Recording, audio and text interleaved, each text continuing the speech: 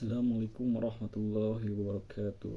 Alhamdulillahilladzi arsala rasulahu bil huda wa dinil haq liyudhhirahu ala dini wa kafillahi syahida. Asyhadu an la ilaha illallah wahdahu la syarika lahu wa asyhadu anna Muhammadan abduhu wa rasuluhu alladzi la nabiyya ba'da amma ba'du. Puji serta syukur mari kita panjatkan atas kehadirat Allah Subhanahu wa taala yang telah memberikan nikmat syukur serta kesehatan. Tak lupa selawat serta salam semoga terlimpahkan kepada junjungan kita Habibana wa Habibana Muhammad sallallahu alaihi wasallam beserta keluarga, sahabat dan para pengikutnya yang setia, dan semoga di hari yaumil qiyamah nanti kita akan mendapatkan syafaatnya. Kepada dosen pemampu mata kuliah pengantar ilmu hukum Bapak Dr. Muhammad Khalid SH.MH yang saya hormati, izinkan saya menjelaskan materi yaitu yang berjudul hukum acara pidana dan hukum acara perdata.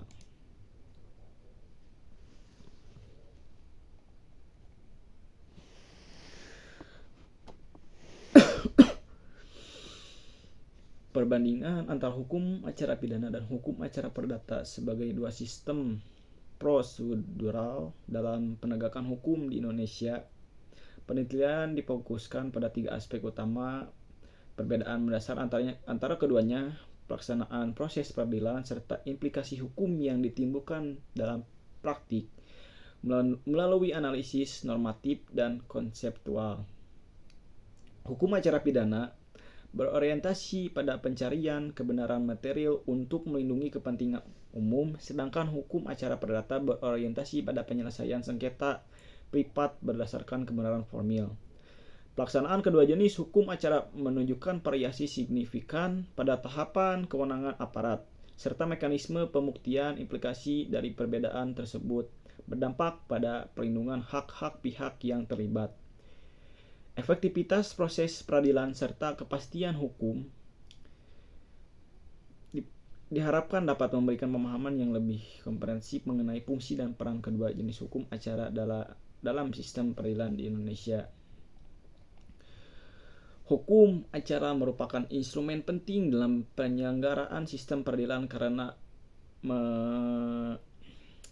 menentukan tata cara dan mekanisme penyelesaian perkara di pengadilan. Di Indonesia, hukum acara dibedakan menjadi hukum acara pidana dan hukum acara perdata. Masing-masing ini memiliki karakteristik, tujuan, serta mekanisme penanganan perkara yang berbeda. Pemahaman mengenai kedua jenis hukum ini acara menjadi krusial mengingat proses penyelesaian sengketa, baik yang menyangkut kepentingan publik maupun keperdataan, sangat bergantung pada proses yang ditetapkan. Kepentingan hukum acara pidana berfungsi mengatur tata cara negara dalam menindak dan mengadili perbuatan yang dikategorikan sebagai tindak pidana.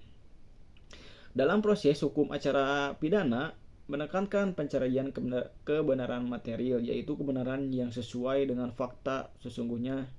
Sebaliknya, hukum acara perdata mengatur mekanisme penyelesaian sengketa antara individu atau badan hukum yang bersifat privat dengan orientasi pada kebenaran formil sebagaimana yang diajukan para pihak di persidangan. Perbedaan orientasi dan tujuan tersebut menimbulkan konsekuensi terhadap struktur proses kedudukan para pihak serta beban pembuktian dalam kedua jenis perkara. Secara konseptual, hukum acara pidana atau HAP dan hukum acara perdata atau HAPer merupakan dua instrumen hukum formil yang berfungsi menegakkan hukum material, namun memiliki definisi berbeda.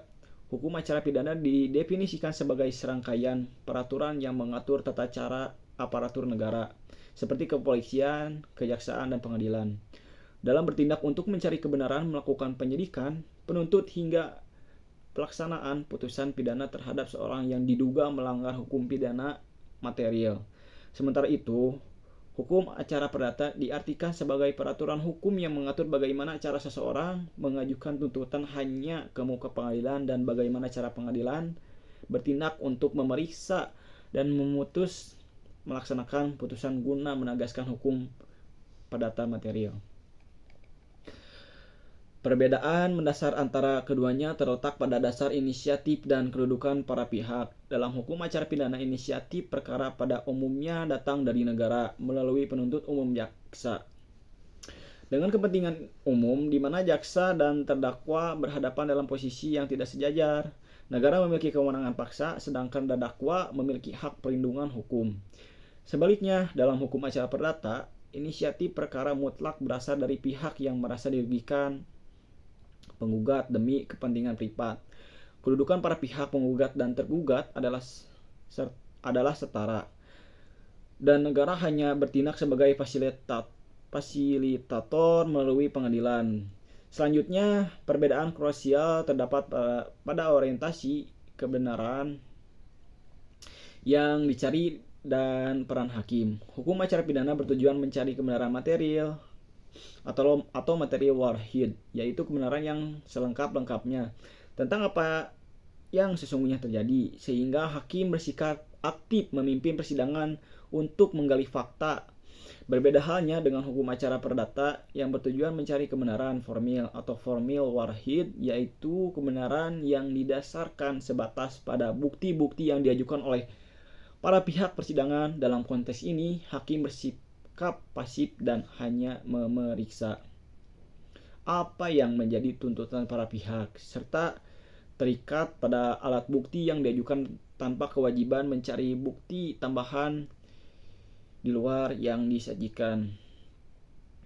Terakhir, perbedaan terlihat pada tujuan akhir dan sifat eksekusi putusan hukum. Acara pidana bertujuan untuk menjatuhkan saksi dari derita berupa pidana, penjara, kurungan, atau mati sebagai bentuk pembalasan dan pelindungan masyarakat yang pelaksanaannya bersifat imperatif dan tidak dapat ditarik kembali kecuali pada delik aduan. Sementara hukum acara pidana bertujuan untuk memulihkan hak melalui ganti rugi atau pemenuhan prestasi, di mana perdamaian sangat dimungkinkan terjadi kapan saja selama proses berlangsung dan eksekusinya bergantung pada inisiatif pihak yang memenangkan perkara. Prosedur pelaksanaan hukum acara pidana dan prosedur penanganan perkara pidana di Indonesia menganut sistem peradilan terpadu Integrated Criminal Justice System yang bergerak secara bertahap mulai dari tahap prajudikasi hingga eksekusi. Tahap awal yang dimulai dengan penyelidikan dan penyidikan yang umumnya dilakukan oleh kepolisian. Dalam tahap ini, prinsip utama prosedurnya adalah pengumpulan bukti. Permulaan yang cukup untuk menentukan tersangka, di mana penyidik diberikan kewenangan upaya paksa seperti penangkapan dan penahanan. Setelah berkas perkara dinyatakan lengkap, tanggung jawab beralih ke tahap penuntutan yang menjadi domain kejaksaan. Pada fase ini, penuntut umum menyusun surat dakwaan sebagai dasar pemeriksaan di pengadilan dan melimpahkan perkara tersebut ke pengadilan yang berwenang. Tahap selanjutnya adalah pemeriksaan di sidang pengadilan adjudikasi. Prosedur ini dibuka dengan pembacaan dakwaan, diikuti dengan eksepsi keberatan dari terdakwa atau penasihat hukumnya. Jika ada inti dari prosedur persidangan adalah tahap pembuktian di mana penuntut umum harus membuktikan kesalahan terdakwa dengan minimal 2 alat bukti yang sah ditambah dengan keyakinan hakim. Rangkaian sidang ini diakhiri dengan pembacaan tuntutan, pembelaan, dan ditutupi dengan putusan hakim yang dapat berupa pemidanaan, putusan bebas atau lepas dari segala tuntutan hukum. Prosedur pamungkas adalah eksekusi di mana jaksa melaksanakan putusan pengadilan yang telah berkekuatan hukum tetap. Sementara prosedur pelaksanaan hukum acara perdata berbeda dengan pidana. Prosedur hukum acara perdata bersifat inisiatif pihak dan administratif. Prosedur dimulai dengan pengajuan gugatan oleh penggugat ke pengadilan negeri di wilayah hukum tempat tinggal tergugat. Gugatan ini harus didaftarkan dengan diikuti pembayaran panjar biaya perkara atau farshot, karena atas perdata adalah berbayar sebelum memasuki pemeriksaan pokok perkara. Prosedur hukum acara perdata mewajibkan para pihak untuk menempuh tahap mediasi. Ini adalah prosedur imperatif di mana hakim, mediator memfasilitasi negosiasi damai. Jika tercapai kesepakatan, sengketa berakhir dengan akta perdamaian. Namun, jika gagal, perkara berlanjut ke litigasi. Jika mediasi gagal, prosedur berlanjut ke tahap jawab jinawab. Tergugat diberikan kesempatan mengajukan jawaban yang bisa berisi eksepsi atau bantahan pokok perkara, yang kemudian dibalas oleh penggugat dengan replik dan ditanggapi lagi oleh tergugat dengan duplik. Setelah itu masuk ke tahap krusial, yaitu pembuktian. Berbeda dengan pidana, dalam perdata yang dicari adalah kebenaran formil, sehingga alat bukti surat atau tulisan menjadi primadona atau bukti utama, diusul dengan saksi, persangkaan, pengakuan, dan sumpah. Prosedur ini diakhiri dengan penyerahan kesimpulan atau konklusi oleh para pihak dan pembaca putusan oleh majelis hakim. Jika pihak yang kalah tidak mematuhi putusan secara sukarela, pihak yang menang dapat mengajukan permohonan eksekusi atau sita eksekutioral kepada ketua pengadilan negeri untuk melaksanakan keputusan secara paksa. Implikasi hukum acara pidana dan hukum acara perdata. Seperti pelaksanaan hukum acara pidana berimplikasi pada penegakan hukum publik dan pencarian kebenaran material. Sedangkan hukum acara perdata berimplikasi pada penyelesaian sengketa perdata dan pencarian kebenaran formil. Pelaksanaan hukum acara pidana atau HAP dan hukum acara perdata atau HAPER di Indonesia menimbulkan implikasi yang fundamental berbeda, yang pada dasarnya mencerminkan dualisme tujuan dalam sistem peradilan HAP. Hukum acara perdata sebagaimana diatur dalam Undang-Undang Nomor 8 Tahun 1981 atau KUHP berimplikasi pada penegakan hukum publik ditujukan untuk mencapai kebenaran material, yaitu kebenaran yang sesungguhnya terjadi demi menjatuhkan sanksi yang adil.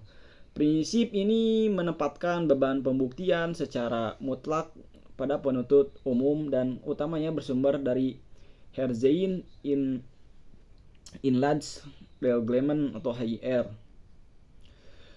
atau Rechtsreglement Buitgeswetten atau RBG, berimplikasi pada penyelesaian sengketa kepentingan individual dengan mencari kebenaran formil, yakni kebenaran sebatas yang dibuktikan oleh para pihak persidangan. Perbedaan tujuan ini berimplikasi langsung pada prosedur dan kewenangan aparatur penegak hukum. Proses hukum acara perdata bersifat multistage dan terpadu, melibatkan kepolisian dalam penyidik, kejaksaan dalam penuntutan, dan pengadilan dalam pemeriksaan, yang secara kolektif berimplikasi pada pembentukan sistem peradilan pidana terpadu. Implikasi dan prosedur ini adalah kewenangan yang sangat besar pada negara untuk melakukan tindakan pelaksanaan pembatasan kebebasan seperti penangkapan dan penahanan, yang karenanya memerlukan mekanisme kontrol ketat berupa peradilan untuk menjaga hak asasi terdakwa. Sementara itu proses HAPER bersifat bipartisan dan didominasi oleh prinsip hakim pasif, di mana inisiatif sengketa dan pembuktian mutlak diserahkan kepada penggugat dan tergugat. Implikasinya HAPER sangat membuka ruang bagi penyelesaian sengketa melalui jalur damai seperti mediasi, sebagai diwajibkan dalam Peraturan Mahkamah Agung atau Perma tentang prosedur mediasi pengadilan. Lebih jauh, implikasi yang terlihat adalah pada hasil akhir putusan. Putusan pidana berimplikasi pada sanksi pidana yang bersifat menghukum, seperti penjara, denda, atau kurungan, dieksekusi oleh jaksa dan bertujuan untuk memperbaiki tatanan sosial. Berbeda halnya dengan putusan perdata yang berimplikasi pada kewajiban keperdataan seperti ganti rugi, penggongan aset, atau pemenuhan prestasi, di mana eksekusinya sangat bergantung pada permohonan pihak yang menang. Dalam kasus irisan, misalnya sengketa perdata yang diduga melibatkan penipuan, muncul implikasi konflik yurisdiksi di mana praktik hukum sering menerapkan prinsip perdata menggantung pidana. Meskipun prinsip ini bertujuan menjamin kepastian hukum, implikasinya adalah potensi tertundanya penyelesaian perkara perdata hingga adanya putusan pidana yang berkekuatan hukum tetap, yang seringkali merugikan kepentingan bisnis dan kecepatan penyelesaian sengketa. Dari pembahasan yang saya sampaikan tadi, dapat saya simpulkan, perbedaan mendasar antara hukum acara pidana dan hukum acara perdata berimplikasi pada dualisme tujuan di dalam sistem peradilan. Pelaksanaan hukum acara pidana berimplikasi pada penegakan hukum publik yang menuntut kebenaran material, di mana beban pembuktian mutlak berada pada penuntut umum demi menjatuhkan saksi yang adil serta melindungi kepentingan umum. Sebaliknya, hukum acara perdata berimplikasi dan penyelesaian sengketa kepentingan individual yang berorientasi pada kebenaran formil, sehingga kedudukannya para pihak adalah setara dan negara hanya bertindak sebagai fasilitator. Dalam aspek pelaksanaan dan prosedurnya, inisiatif perkara pidana umumnya berasal dari negara melalui penuntut umum dengan posisi yang tidak sejajar dengan terdakwa, karena negara memiliki kewenangan upaya paksa. Hakim dalam perkara pidana bersifat aktif, pemimpin persidangan untuk menggali fakta. Berbeda halnya dengan hukum acara perdata, di mana inisiatif perkara mutlak berasal dari pihak yang dirugikan, penggugat, dan kedudukan para pihak adalah setara.